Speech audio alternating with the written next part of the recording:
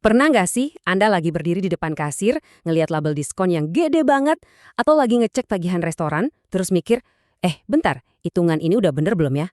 Nah, selamat datang di ulasan materi kita kali ini.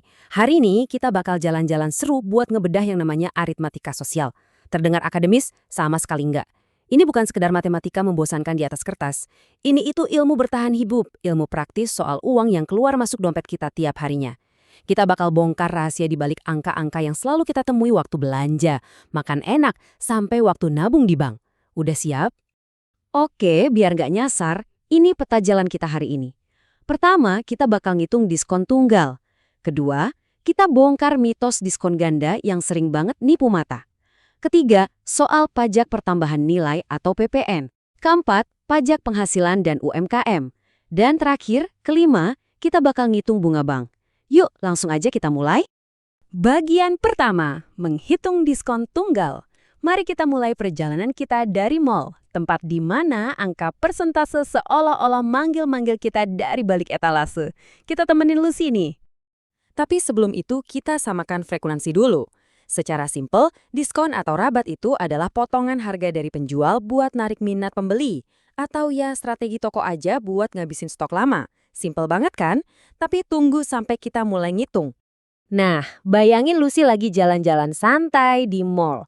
Terus matanya tertuju ke kemeja yang harganya Rp150.000. Di atasnya ada tulisan merah gede, diskon 20%. Pertanyaannya, berapa harga yang sebenarnya harus Lucy bayar ke kasir? Sebenarnya ada dua jalan ninja matematika yang bisa kita pakai di sini. Dan tenang aja, dua-duanya bakal bawa kita ke hasil yang persis sama. Metode pertama, kita cari dulu nominal diskonnya. 20% dari Rp150.000 itu kan Rp30.000. Terus, tinggal kurangi deh harga awal dengan potongan tadi. Rp150.000 kurangi Rp30.000. Hasilnya Rp120.000. Nah, metode kedua ini sedikit lebih asyik kalau Anda suka ngitung cepat di luar kepala. Kita langsung cari aja persentase harga akhirnya. Kalau diskonnya 20%, berarti kita cuma perlu bayar sisa 80% dari harga asli kan? 80% dikali Rp150.000, boom, langsung dapat angka Rp120.000. Terserah mau pakai cara yang mana, pilih aja yang paling gampang nyangkut di kepala Anda. Oke, masuk ke bagian kedua, mitos diskon ganda. Atau bahasa gampangnya, ilusi diskon 40% ditambah 20%. Kita masih di mall nih, tapi kali ini kita bakal berhadapan sama salah satu trik retail paling legendaris sepanjang masa. Siapin diri Anda. Coba bayangin situasinya gini. Anda lihat kemeja yang harganya lumayan mahal, Rp500.000. Tapi, wow, lihat label promosinya. Ada tulisan tebal yang super menggoda. Diskon 40% plus 20%. Wah, rasanya kayak dapat durian runtuh kan? Penawaran yang sayang banget buat dilewatin. Tapi tunggu dulu, saya mau tanya langsung ke Anda nih. Waktu Anda lihat angka 40% plus 20%, apakah itu artinya Anda otomatis dapat total diskon 60%? Ayo pikir sejenak. Kalau iya, wah harganya bakal jadi murah banget. Tapi apa benar begitu cara kerjanya di dunia nyata?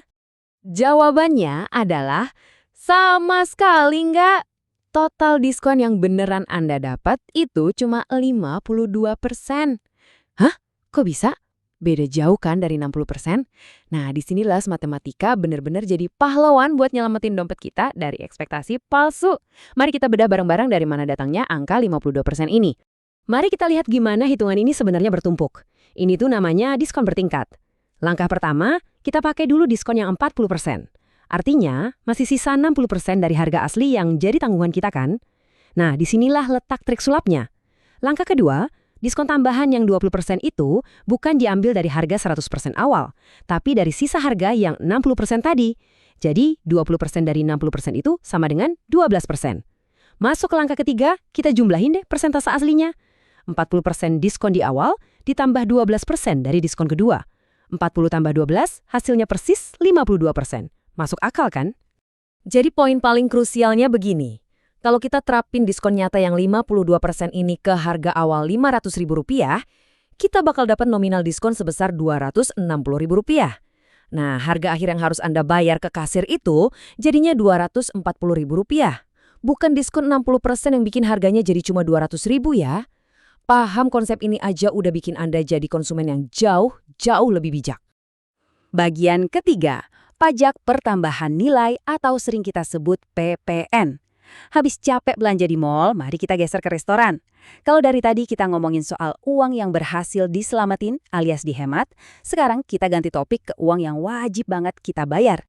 Pajak itu kewajiban kita ke negara yang udah diatur undang-undang.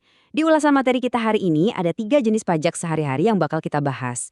Pertama, PPN atau pajak pertambahan nilai. Kedua, PPH alias pajak penghasilan. Dan ketiga, pajak UMKM buat usaha mikro, kecil, dan menengah. Kita mulai dari yang paling sering nongkrong di struk saat kita jajan ya.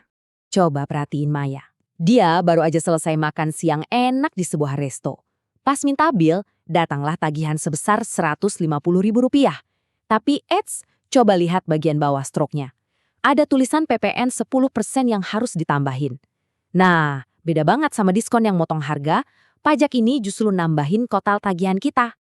Cara ngitungnya lugas banget kok. Langkah pertama, kita cari tahu nominal pajaknya dulu. 10% dari Rp150.000 itu kan Rp15.000. Terus, langkah kedua, kita tambahin nominal Rp15.000 ini ke harga makanan awal tadi. Rp150.000 ditambah Rp15.000. Jadi, akhirnya di langkah ketiga, Maya harus ngeluarin uang total sebesar Rp165.000 di meja kasir. Simple, tapi penting banget buat diantisipasi biar uang di dompet nggak kurang pas bayar. Bagian keempat, pajak penghasilan dan UMKM. Oke, kita putar arah narasi kita sedikit. Dari tadi kan bahasnya buang duit terus nih. Nah sekarang kita lihat gimana pajak itu bekerja waktu kita yang lagi nyari cuan atau ngasilin uang. Kenalan dulu nih sama Pak Budi dan Pak Bagus. Pak Budi ini ceritanya seorang karyawan tetap. Gajinya Rp5 juta sebulan. Tapi ingat ya, gak semua uang 5 juta itu kena pajak. Negara kita tuh baik, ada yang namanya penghasilan tidak kena pajak. Atau jatah bebas pajaknya lah. Di kasus ini, kita anggap jatah bebas pajaknya Rp1 juta. Jadi, langkah pertama yang super penting, kita harus pisahin dulu mana penghasilan kena pajaknya. 5 juta kurangi 1 juta berarti sisa Rp4 juta. Nah, angka 4 juta inilah yang bakal disunat pajak. Langkah kedua, kita hitung deh pajak penghasilannya. Anggaplah tarifnya 10%. 10% dari 4 juta itu kan Rp400.000. Langkah ketiga, tinggal kurangin aja gaji utuh Pak Budi di awal dengan potongan pajaknya. 5 juta dikurangi 400.000. Berarti gaji bersih alias take home pay yang masuk ke rekening Pak Budi itu Rp4.600.000. Terus gimana ceritanya kalau Anda yang punya bisnis sendiri? Kita intip warung baksonya Pak Bagus. Sehari dia rata-rata jualan 200 mangkok bakso, harganya Rp20.000 per porsi. Langkah pertama kita cari omset atau penghasilan kotor hariannya dulu. 200 mangkok dikali Rp20.000, ketemu deh angka Rp4 juta sehari.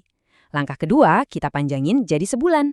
4 juta dikali 30 hari, berarti omset bulanannya Rp120 juta. Mantap juga ya jualan bakso. Nah, buat pengusaha UMKM kayak Pak Bagus ini, tarif pajaknya tuh bersahabat banget. Cuma 0,5% dari omset. Jadi, langkah ketiga kita tinggal kalikan 0,5% sama Rp120 juta tadi. Hasilnya, tiap bulan Pak Bagus harus setor pajak ke kas negara sebesar Rp600.000. Masuk ke bagian kelima, menghitung bunga bank. Ini perhentian terakhir kita, di mana kita bakal berurusan langsung sama institusi keuangan. Sebelum kita pusing lihat angka, kita lurusin dulu ya apa itu bunga. Bunga itu ibarat jasa berupa uang yang dibayar sama pihak yang minjem ke pihak yang ngasih pinjaman modal. Hari ini, biar gampang, kita cuma akan bahas bunga tunggal.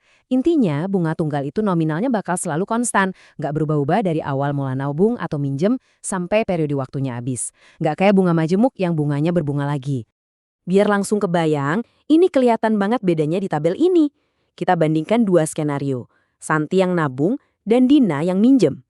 Pertama, Santi nih, nabung Rp300.000 dengan bunga 16% per tahun.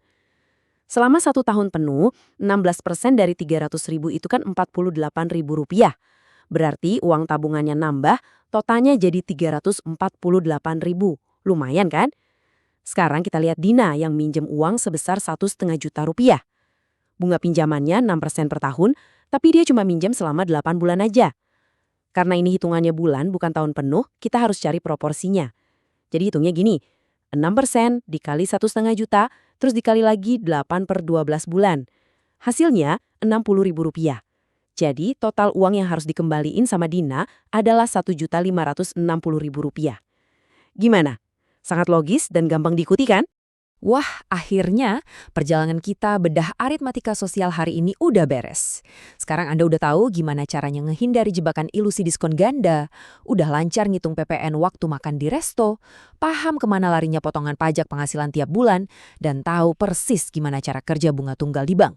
Nah, dengan semua hitungan matematika ini yang sekarang udah ada di luar kepala, pertanyaannya, udah siap belum menaklukin mall, restoran, dan bank pakai dompet Anda sendiri? Jadilah konsumen yang selalu cerdas, jangan malas berhitung. Dan sampai ketemu lagi di ulasan materi seru kita berikutnya.